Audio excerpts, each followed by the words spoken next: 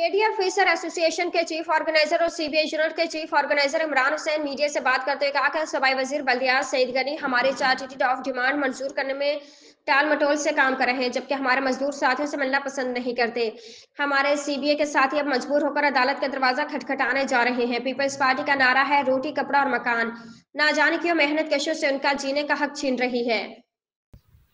जब 3 माह 4 माह पहले शूरा मंजूर कर चुकी हो, डायरेक्टर जनरल साइन कर चुका हो, यानी कि इंतजामिया और सीबीआई के दरमियान एक मुआहदा हो गया। अब वो इंडोर्स किस में होगा? गवर्निंग बॉडी के इजलास में। गवर्निंग बॉडी एक प्लेटफॉर्म है, हायर प्लेटफॉर्म है जिसमें वो इंडोर्स होगा। अफसोस के साथ कहना पड़ रहा है, सदाए अफसोस के यहाँ से फाइल आज मैं समझता हूँ 20 दिन से ऊपर का टाइम हो गया चेयरमैन गवर्निंग बॉडी की टेबल के ऊपर है, और मुझे उनसे अच्छी उम्मीद है कि वो लेबर उनका ताल्लुक लेबर पॉलिटिक्स से रहा है।